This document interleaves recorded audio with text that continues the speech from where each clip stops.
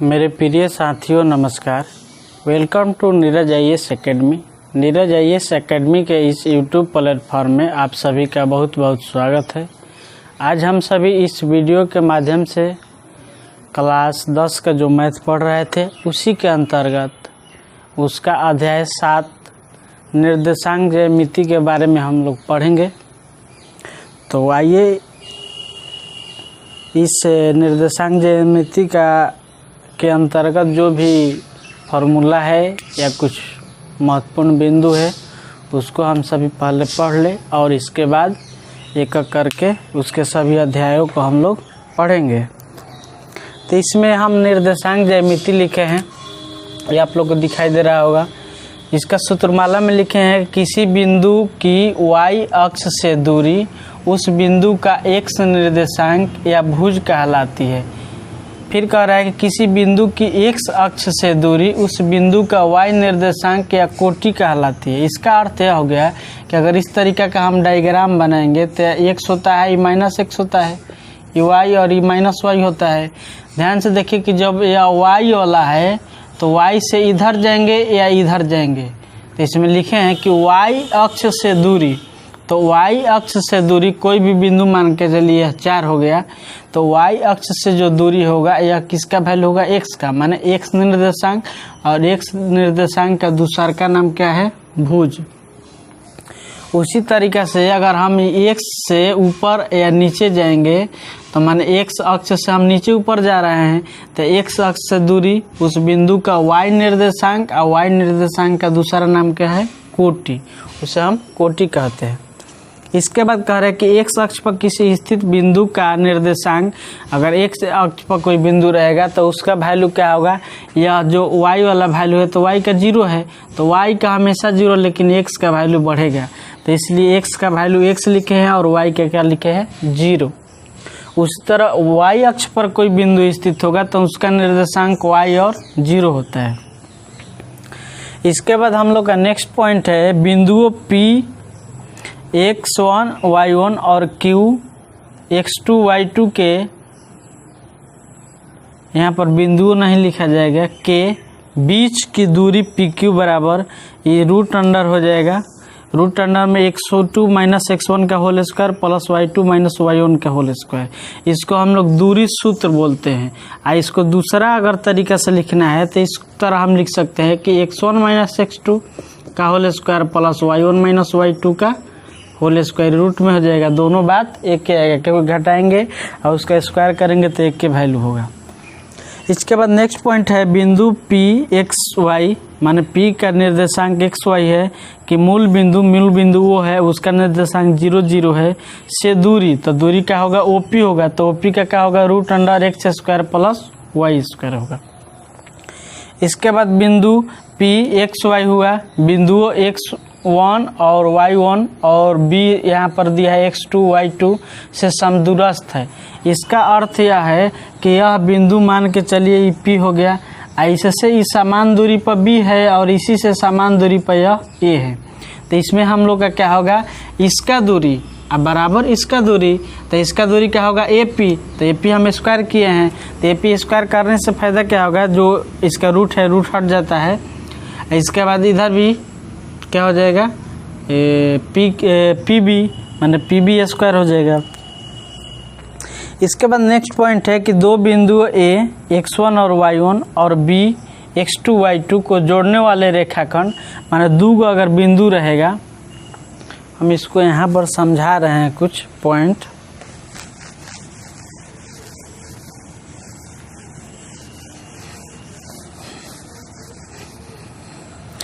जैसे दो गो बिंदु हुआ, ये बिंदु हुआ A और ये बिंदु हुआ B, इसका वैल्यू x1 और y1 है और इसका वैल्यू x2 और y2 है, एक रेखाखंड हो गया। तो जब रेखाखंड हो जाएगा तो इसमें बिंदु P कोई रहेगा और यह M1 और M2 के अनुपात में विभाजित करेगा, तो बिंदु P का निर्देशांक निकालना होगा, तो क्या होगा, M1 × x2। याद करने का इसका ट्रिक क्या है कि जब हम M1 बोल दिए तो उसके साथ 2 लगा देंगे, माने x2 का लगाएंगे, तो M1 × x2 प्लस M2, और जब M2 लगे तो x1 लगेगा, बटा M1 प्लस M2 हो जाएगा। इसके बाद उसी तरह यहाँ पर लिखे हैं कि m1 इंटू y2 और y1 into m2 into y1 बटा m1 प्लस m2। कहीं कहीं बुक में आप लोग का इसमें उल्टा भी दिया होगा कि m2 into y1 plus m1 into y2। इस तरीके से तो इसको इधर लिखिए या इधर लिखिए, कोई दिक्कत नहीं, दोनों एक के है। और इसी को हम लोग क्या बोलते हैं, विभाजन सूत्र बोलते हैं। याद रखिएगा आप लोग, कोई आपसे पूछेगा कि विभाजन सूत्र बोलिए तो हम लोग क्या बोलेंगे, m2 into x1 plus m1 into x2 बटा m1 प्लस m2। इस तरीके से वही वाला भी। इसके बाद हम लोग का नेक्स्ट पॉइंट जो है, यदि बिंदु P है x और y, इसका निर्देशांक हो गया। बिंदुओं A x1 और y1, B x2 और y2 से बने रेखाखंड AB को k अनुपात 1 के अनुपात में विभाजित करता है। तो यहाँ पर P बिंदु का निर्देशांक क्या होगा, k into x2 plus x1 बटा k प्लस 1। उसी तरह k into y2 plus y1 बटा k प्लस 1 हो जाएगा।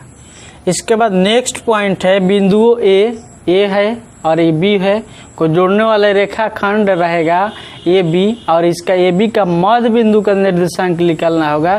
तो हम x को x के साथ जोड़ के 2 से भागा, y को y के साथ जोड़ के 2 से भागा। उसी पॉइंट को लिखे हैं कि x1 प्लस x2 बटा 2, y1 प्लस y2 बटा 2। इसके बाद नेक्स्ट पॉइंट है कि समानांतर चतुर्भुज जो होता है, समानांतर चतुर्भुज इस तरीके से जो होता है, सब भुजा आपस में बराबर होता है। समानांतर चतुर्भुज का ये भुजा आमने सामने वाली भुजा समानांतर होती है। तो इसका जो विकर्ण होगा इस समद्विभाजित होगा। समद्विभाजित का अर्थ हुआ कि यह विकर्ण एक दूसरे को बराबर भाग में बटेगा, इतना ये इसके बराबर है और यह इसके बराबर होगा। इसके बाद समचतुर्भुज का क्षेत्रफल क्या होता है, 1/2 गुना पहला विकर्ण गुना दूसरा विकर्ण। कहीं कहीं आपको मिल जाएगा कि उनके विकर्णों का गुणनफल। तो विकर्णों का गुणनफल का अर्थ हुआ कि जब यहाँ पर हम समचतुर्भुज बनाएंगे तो इसका 2 विकर्ण होगा, तो उसके विकर्णों का गुणनफल, इसका अर्थ पहला विकर्ण गुना दूसरा विकर्ण। इसके बाद त्रिभुज का एक क्षेत्रफल है, या समकोण त्रिभुज में यूज होता है। समकोण त्रिभुज में होता है कि अगर इस तरीके से समकोण त्रिभुज दिया हुआ है तो ये लंब मान के चलिए तो ये आधार होगा, तो उसी तरह का 2 गुना आधार गुना शीर्ष लंब, माने उसी को लंब बोलते हैं, ऊंचाई। इसके बाद नेक्स्ट पॉइंट में एक आकृति बनाया हुआ है AB, और AB का निर्देशांक, AB में शीर्ष A का निर्देशांक, B का निर्देशांक और C का निर्देशांक। तो त्रिभुज ABC का क्षेत्रफल क्या होगा, याद करने का फॉर्मूला यह है कि ध्यान से देखिए कि 23, 31, 12 है। 23, 31, 12। जैसे आप लोग को द्विघात बहुपद उसी में 2, 4 वाला रैखिक वाला में बताया जा रहा था कि वज्र गुणन विधि से हल कीजिए। तो उसमें कहा जा रहा था कि आप जाइए BCAB में जाइए, जैसे उसको हम बता दे रहे हैं यहाँ पर।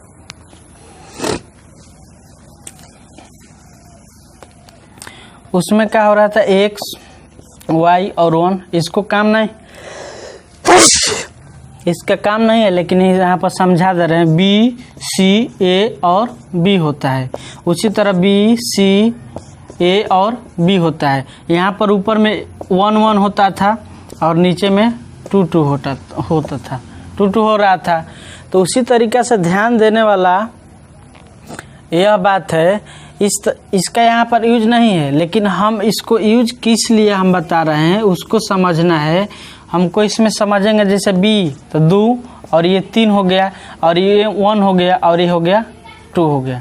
इस तरीके से माने हम लोग का 2 के बाद 3, इसमें तो 1 हो रहा है ना, लेकिन उसमें हमेशा पॉइंट, एक पॉइंट आते जाएगा। माने इसका अगर यह समझ में नहीं आ रहा है तो कोई बात नहीं, इसको हम समझा रहे हैं। इसमें ध्यान से देखिए कि याद करने का तरीका क्या है, x1, x2 और x3 ये तीनों प्लस में है। तो जब प्लस में है तो y1 वाला में आदमी भूलेगा, तो y1 को हम याद कर देंगे। तो y1 का ध्यान से देखिए कि 1/2 तो सब आदमी को याद रहेगा, x1 याद रहेगा। अब ध्यान देना है कि y2 माइनस y3 है, तो यहाँ पर 2 और 3 हो गया, तो यहाँ पर फिर क्या हो जाएगा 3, यहाँ पर क्या होगा 3, तो y3 या माइनस y1 होगा, और यहाँ पर तो x2 हो ही जाएगा। और जब यहाँ पर 3 3 हो गया आई यहाँ पर, तो फिर 1 आएगा तो x3 हो गया यहाँ पर, तो y1 माइनस y2, और यह जो 1 है 2 है इसके साथ हो गया बराबर। इसका कहने का तात्पर्य यह है कि जब आप 23 लिखिएगा तो 23 में 3 आया तो यहाँ पर भी 3 बोलिएगा। इसके बाद 31 लिखिएगा तो 1 आया तो यहाँ पर भी 1 लिखना है। जैसे यहाँ पर 23, 31 और 12, तो इसमें लिखने का तरीका यह है कि 2 है, 2 के साथ 3 है तो 3 जो है तो 3 1 आएगा, फिर 3 के साथ 1 है तो 1 है तो 1 और 1 आएगा। तो इसमें ध्यान से देखिए सब का वैल्यू y है, आई दोनों सब में माइनस है। आई इसके पहले क्या लगा है यहाँ पर x1 और यहाँ पर x2 और यहाँ पर x3 लगा है, बन गया फार्मूला, याद हो जाएगा हम लोग का। इसके बाद नेक्स्ट जो पॉइंट है इसमें कह रहा है कि यदि त्रिभुज, यह जो त्रिभुज है इसी का अनुरूप इसमें हम बनाए हैं कि त्रिभुज एबीसी का क्षेत्रफल अगर 0 होगा तो ये तीनों निर्देशांक बिंदु माने ए बी सी का जो निर्देशांक होगा त्रिभुज का शीर्ष नहीं होगा। इसका अर्थ हुआ कि अगर क्षेत्रफल हम निकाले, इस तरीके फार्मूला से क्षेत्रफल निकाल रहे हैं, क्षेत्रफल 0 आ गया, जब 0 आ गया तो यह त्रिभुज का शीर्ष नहीं होगा, क्या होगा, संरेखी रेखा होगा, माने बल्कि संरेखी होते हैं। इसका अर्थ यह हो रहा है कि यह तीनों जो रेखा है इस तरीका से एक ही रेखा में होगा। त्रिभुज का जब क्षेत्रफल 0 आ जाएगा तो इसके तीनों जो शीर्ष होगा एक रेखा में होगा, संरेखी होगा। संरेखी का अर्थ हुआ एक सीधी रेखा में होते हैं। तो हम लोग इस वीडियो के माध्यम से इस प्रश्नावली का जो फार्मूला था उसको पढ़ लिए। अब हम लोग नेक्स्ट वीडियो में इसका जो प्रश्नावली है 7.1 उसका विस्तृत अध्ययन करेंगे। तो तब तक के लिए नमस्कार।